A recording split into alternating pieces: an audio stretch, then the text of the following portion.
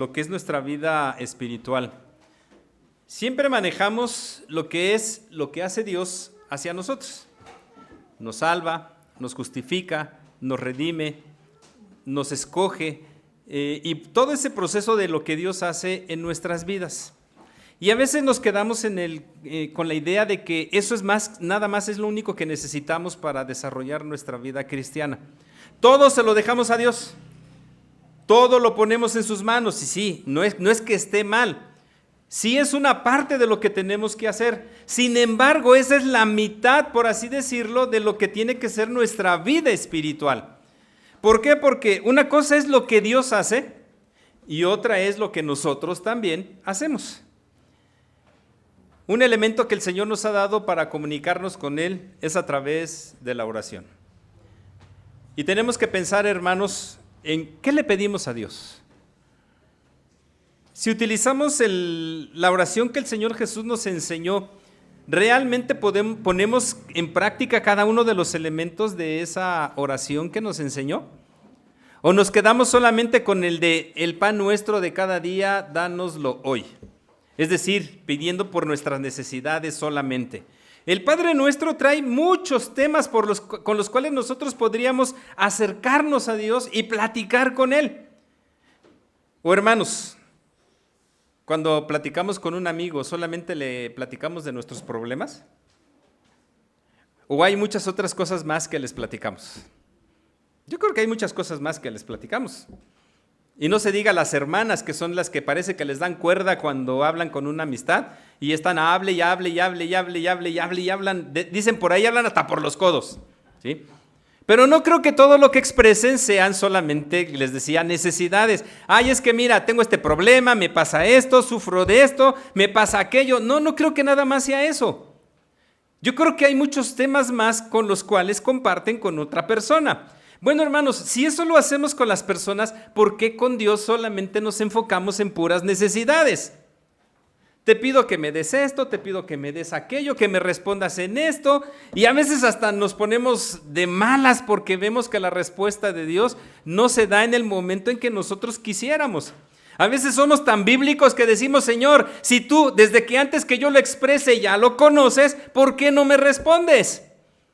Y bueno, nos olvidamos ahí del detalle que sí, Él nos va a responder, pero siempre va a ser de acuerdo a su voluntad y en el tiempo en que así lo tenga determinado. Y si no, el ejemplo lo acabamos de tener con nuestra hermana Gaby. Una respuesta que tardó 12 años, ¿sí?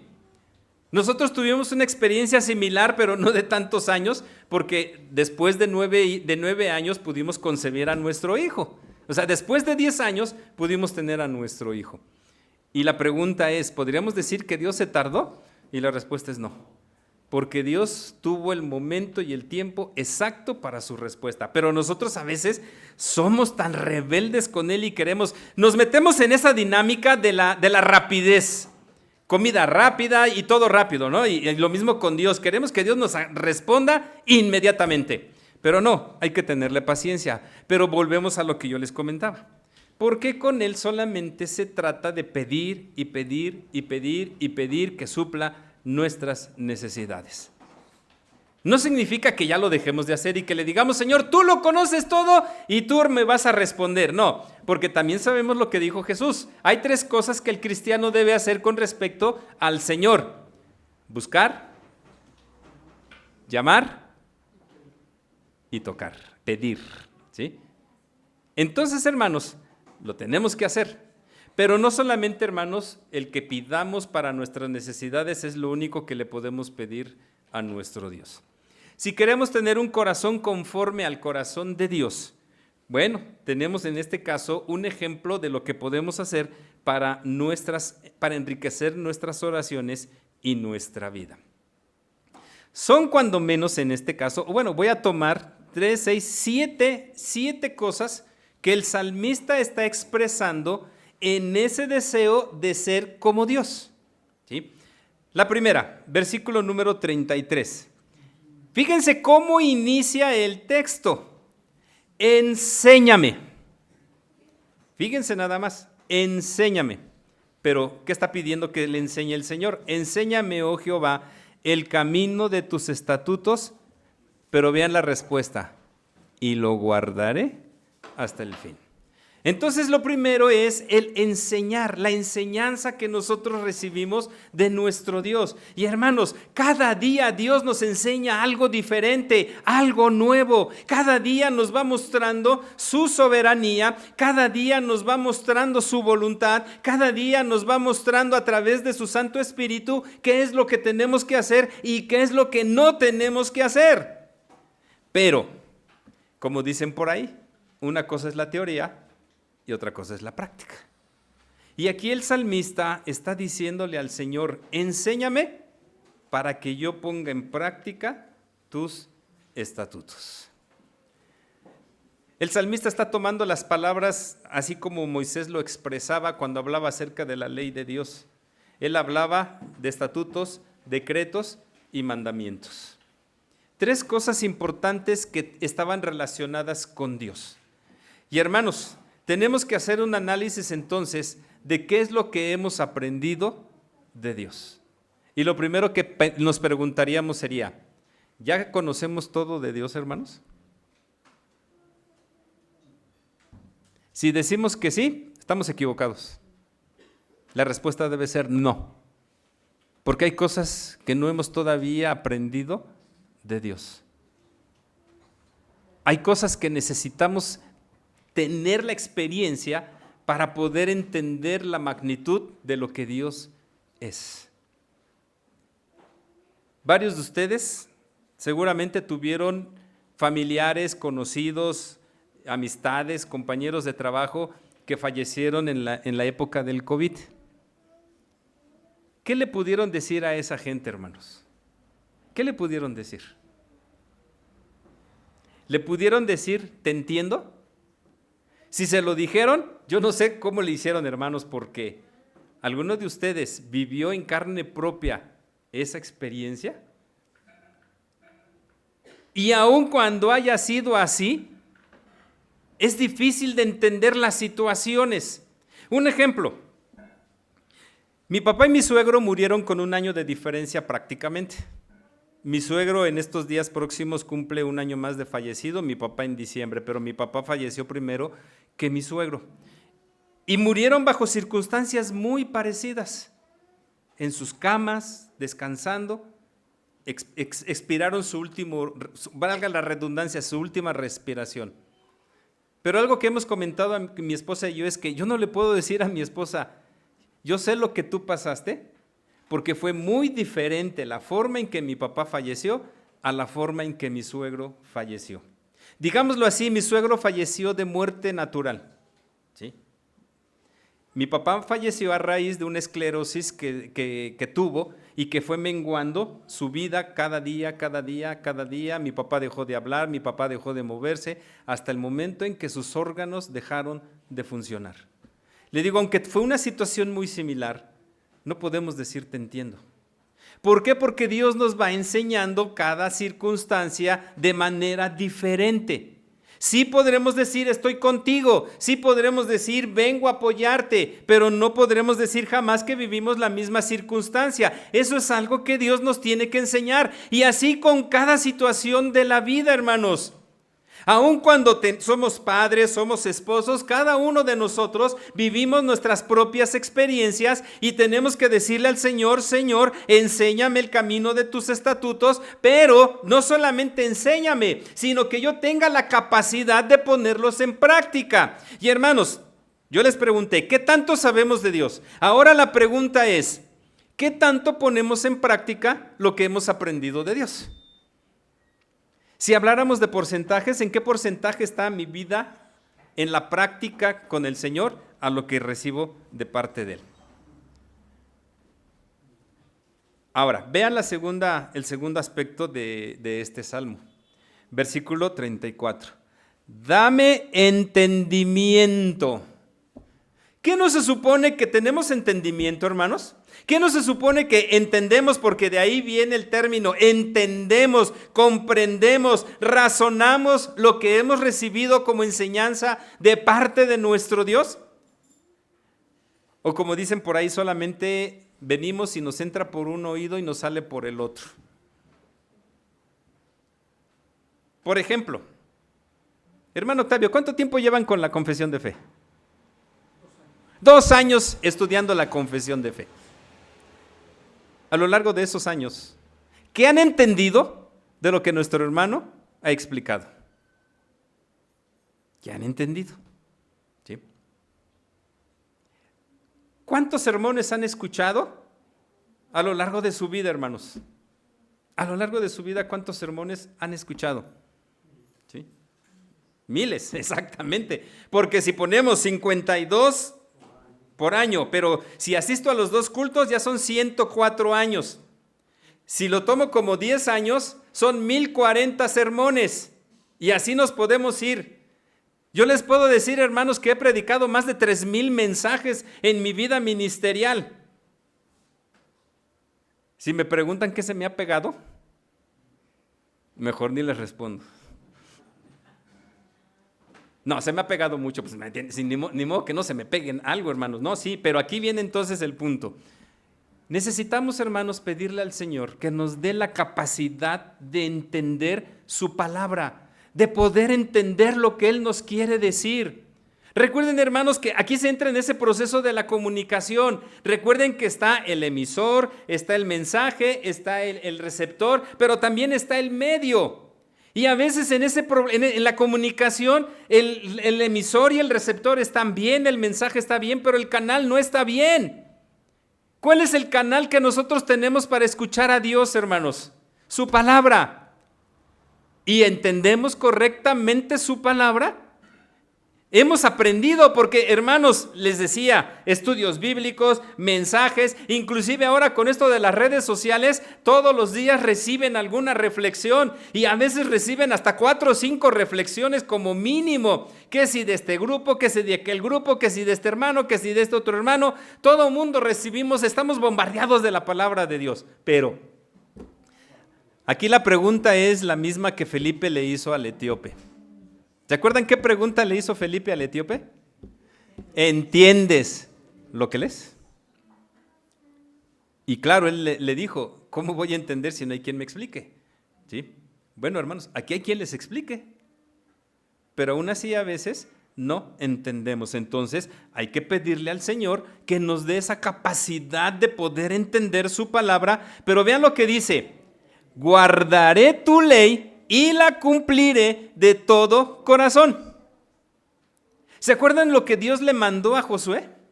No en el versículo 9 del capítulo 1 que todos nos sabemos, lo hemos comentado en otras ocasiones. El versículo anterior. Nunca se apartará de tu boca este libro de la ley, sino que de día y de noche meditarás en él. ¿Pero qué dice después? Para hacer conforme a todo lo que en él está escrito. No es nada más una actitud o una actividad intelectual de acercarnos a la palabra, sino tiene que ver la ejecución de esta palabra. Si realmente reconocemos que la palabra de Dios es viva y eficaz y que penetra hasta lo más profundo de nuestro corazón, la palabra nos tiene que llevar a actuar. Pero hermanos, a veces no actuamos. Y entonces, ¿qué le tenemos que pedir a Dios, hermanos? Si queremos ser como el corazón de Dios o tener el corazón de Dios, tenemos que pedirle que nos ayude a cumplir su palabra. ¿Él la cumple o no la cumple, hermanos? Claro que la cumple, hermanos. Cada día Él cumple su palabra. ¿Cuántas promesas tenemos en la Escritura, hermanos? Ya, se fue más para allá. Son como 2300 promesas las que hay en la Escritura. ¿Las conocemos todas, hermanos? ¿Conocemos esas 2300 promesas de Dios? Yo creo que conocemos el 1% apenas de las promesas de Dios. Es como el mito, porque ahora han dicho que no es cierto eso de que el ser humano utiliza solamente el 10% de su capacidad cerebral. Muchos crecimos con esa idea de que el ser humano solamente utilizaba el 10% de su capacidad cerebral y decían, se imaginan si con el 10% todo lo que el hombre ha hecho, ¿se imaginan que utilizara el 100% de su capacidad cerebral? Yo creo que nos volveríamos locos. Y a veces, hermanos, caemos en el intelectualismo teológico y espiritual. porque queremos aprender más. Y está bien, no está mal que aprendamos. Aquí el salmista está diciéndole al Señor, enséñame, enséñame. Y yo tengo que buscar dónde aprender. Y Dios ha provisto en la iglesia los recursos para que aprendamos. Pablo lo dijo en Efesios, Dios ha puesto pastores, apóstoles, evangelistas, maestros, a fin de preparar a los santos para la obra del ministerio, de tal manera que lleguemos todos a la estatura del varón perfecto. Entonces, pretextos no tenemos. Los inventamos para no capacitarnos. Los inventamos para no prepararnos. Pero sobre todo, hermanos, los tenemos para no poner en práctica lo que Dios nos ha pedido. Bueno, pero está bien. Ya le pedí al Señor que me enseñe, ya le pedí al Señor que me dé entendimiento, ¿y ahora qué sigue? Pues el mismo salmista nos va dando las respuestas. Vean, hermanos, que es como un caminito. Guíame, dice el versículo 35, por la senda de tus mandamientos, porque en ella tengo mi voluntad. Dice, guíame por la senda de tus mandamientos. ¿Se acuerdan que el Señor Jesús hablaba de que tenemos dos opciones en la vida, dos caminos? El camino angosto y el camino ancho. El camino ancho, por donde todo mundo se va, porque hay deleites, hay goce, hay disfrute de un montón de cosas. ¿Cuál es el problema de ese camino, hermanos? Que el final es muerte. En cambio, el camino angosto es un camino difícil, complicado, lleno de piedras, de espinas y de un montón de cosas. Y por ese camino casi nadie quiere ir. Pero ¿cuál es el final de ese camino? La vida eterna. Y entonces tenemos que pedir al Señor que a través de su Santo Espíritu nos guíe para que podamos ir por el sendero que Él tiene para cada uno de nosotros, hermanos. Y fíjense, no es decir que el Espíritu Santo me ayude a ir por el camino que Dios quiere. No es que Él me ayude. Porque el Espíritu Santo no es nuestro sirviente, el Espíritu Santo no está a nuestro servicio, no. ¿Se acuerdan qué dijo Jesús acerca de la relación que Él mantiene con sus ovejas?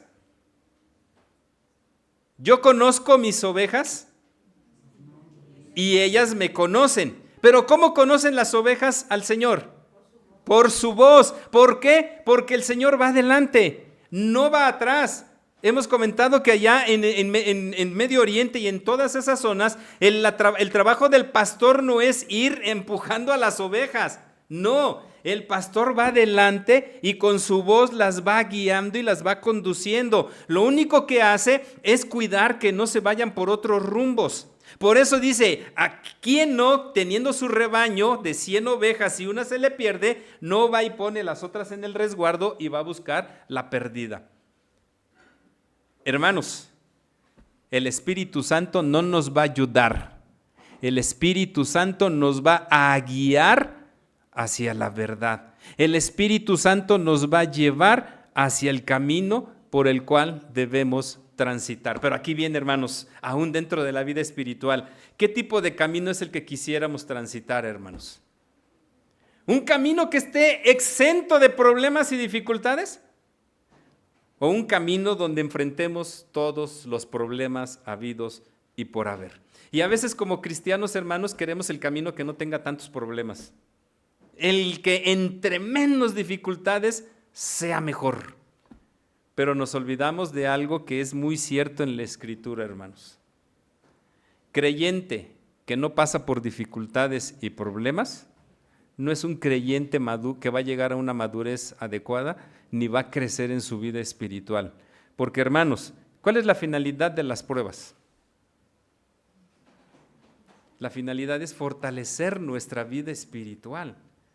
Entonces, entre más pruebas pasemos, vamos a estar más fortalecidos y vamos a poder entender que dependemos única y exclusivamente de Dios. Y vamos a dejar de depender de nosotros mismos. Por eso dice ahí, guíame por la senda de tus mandamientos, porque en ella tengo mi voluntad. ¿Sí? En ese camino yo dejo mi vida y sé, Señor, que por el camino que tú me lleves es el mejor para mí. ¿Pero qué se necesita para llegar a ese punto? Versículo número 36. Vean lo que dice el versículo 36. Inclina mi corazón a tus testimonios y vean lo que dice, y no a la avaricia. Qué interesante, hermanos, la forma en la que ahora el salmista va a hablar de esto. ¿Qué es la avaricia? El querer para mí. Lo que tiene el otro, yo lo quiero, pero en general es querer para mí. Y fíjense cómo dice el salmista, inclina mi corazón a tus testimonios primero. ¿Dónde está el problema del ser humano según Jesús, hermanos? ¿En su pensamiento? ¿En sus acciones? No, está en su corazón. Está en su corazón. Acuérdense cuando le reclamaron porque los discípulos estaban comiendo sin lavarse las manos. Y él dijo, lo que contamina al hombre no es lo que entra, sino lo que sale de su corazón, porque de ahí salen los malos pensamientos y las malas intenciones, sale el pecado. Y hermanos, la avaricia al final de cuentas, ¿qué es? Es un pecado, es un pecado. Y hemos dicho, cuando una persona o cuando un creyente, no una persona en general, lo voy a situar, cuando un creyente en Jesucristo comete un pecado, no solamente comete un pecado, comete más alrededor de ese pecado. Porque la avaricia tiene que ver con el egoísmo. ¿Con qué más tendría que ver la avaricia, hermanos? La vanidad, ¿sí? La envidia. La envidia es peor que la avaricia, hermanos, porque la avaricia es querer lo que tiene el otro, pero la envidia es, además de querer lo que tiene el otro, desear que no lo tenga él. O sea, esa es la envidia. Yo quiero tener el carro que tiene aquel, pero yo quisiera que no tuviera ese carro, que nada más lo tuviera yo. Esa es la envidia, hermanos, y eso es pecado. Entonces, hermanos, un pecado nos lleva a varios pecados. Y al final de cuentas, lo que el salmista está diciendo, Señor, que mi corazón esté inclinado a ti, que mi corazón esté orientado hacia ti y no al pecado. Recuerden lo que el autor de la carta a los Hebreos nos recomienda ya en su capítulo número 12. Despojémonos de todo ese pecado que nos asedia y corramos nuestra carrera puestos los ojos ¿en quién? En Jesús, el autor y consumador de la fe. Entonces todo nuestro corazón, todo nuestro ser debe estar orientado, regresamos a los mandamientos. Fíjense, habla de estatutos, habla de ley, habla de mandamientos, aquí habla de testimonios, habla del camino. Pero todavía no termina el salmista. El siguiente elemento, versículo 37. Aparta mis ojos que no vean la vanidad. Avívame en tu camino. No es solamente el corazón, es la vista. ¿Recuerdan cómo dijo Jesús que inicia el pecado de adulterio? Por la vista. Oísteis que fue dicho, no cometerás adulterio, pero yo les digo que cualquiera que mira a una mujer con deseo es culpable también. ¿Por qué? Porque Jesús sabe que por la vista nace el pecado. No solamente el de adulterio, sino todos los pecados, hermanos. Remitámonos a Adán y Eva. ¿Qué fue lo que hizo que Eva comiera el fruto prohibido, hermanos? ¿Toda la argumentación de la serpiente? No. Dice que lo vio. ¿Cómo lo vio? Primero, agradable a la vista. Luego, bueno para comer y deseable. Pero es lo que vio. El Señor sabe, hermanos, que el pecado entra por nuestros ojos. Y de ahí se pasa nuestro cerebro, y de nuestro cerebro se pasa nuestro corazón, y de ahí al acto. Entonces el salmista está diciendo, Señor, que yo no ponga mis ojos en el pecado, que los ponga en ti. Lo que decía hace un momento, puestos los ojos en Jesús, el autor y consumador de la fe, para que Él sea el que me guíe, el que me lleve, el que me exhorte, el que me aliente a seguir en tus caminos. ¿Qué dice el versículo 105 de este mismo salmo, hermanos? Lámpara es a mis pies tu palabra y lumbrera en mi camino. Versículo 38. Confirma tu palabra a tu siervo que te teme. Confirma. Hermanos, podemos decirle al Señor esto precisamente, Señor, confirma tu palabra en mí. ¿Cuál sería la evidencia de que Dios está confirmando su palabra en nosotros, hermanos? ¿Cuál sería la evidencia? La evidencia sería un cristiano en toda la extensión de la palabra. En toda la extensión de la palabra. ¿Han visto cómo se comportan los príncipes? Porque todavía hay monarquías en nuestro planeta. ¿Han visto cómo se comportan los príncipes, hermanos? ¿Se comportan igual que el pueblo?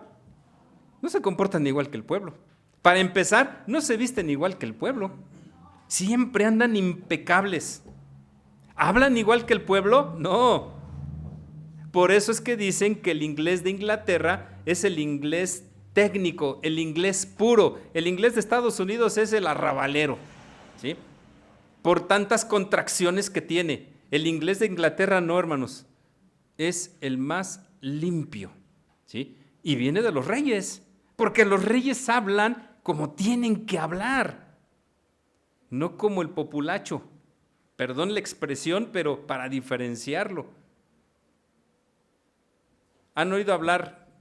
Ahora sí que me voy a poner la soga en el cuello. ¿Han oído hablar al chilango? No tiene muy buen hablar el chilango, hermanos. No lo tiene.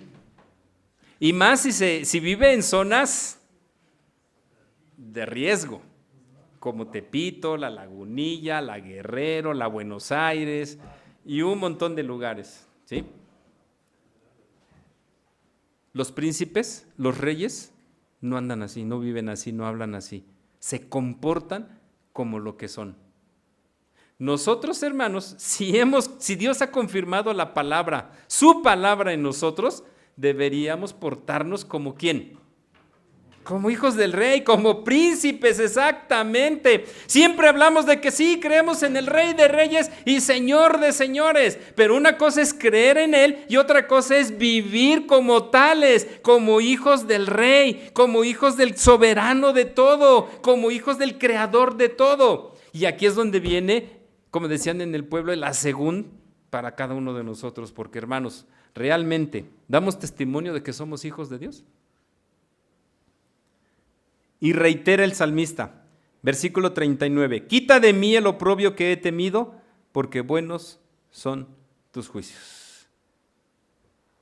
Quítame ese oprobio que hay sobre mí, esa maldición que hay sobre mí de ser un hombre pecador que no quiere dejar su rebeldía para ser obediente al Señor.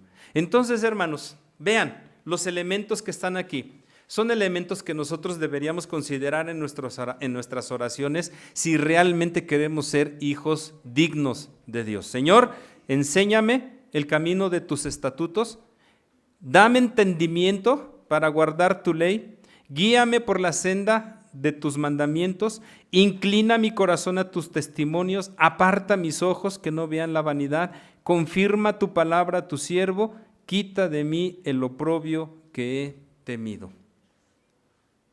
Hermanos, en pocas palabras, pidamos al Señor que nos ayude para alejarnos del pecado cada vez más, ese pecado que nos asedia, y vivamos esa santidad que Dios espera de cada uno de nosotros. Si Dios tuviera un termómetro espiritual, recuerden, lo hemos dicho, ¿cuál sería nuestra temperatura? ¿Fría? ¿Caliente? ¿O tibia? Si es tibia, hermanos, acuérdense lo que dice el Señor ahí en Apocalipsis. Mejor que seas frío o caliente, pero tibio no, porque el Señor dice, te vomitaré de mi boca. Y aunque suene feo, hermanos, y sea algo horrible, vean un vómito, cómo es, cómo huele. ¿Eso queremos ser? ¿O queremos que el Señor nos diga, ven, buen siervo y fiel, en lo poco has sido fiel, en lo mucho te pondré, entra al gozo de tu Señor? Ojalá que esa sea la expresión que encontremos de Dios, porque hemos cumplido con lo que Él nos ha pedido y porque nuestra vida ha sido una vida conforme al corazón del Señor. Que el Señor nos bendiga.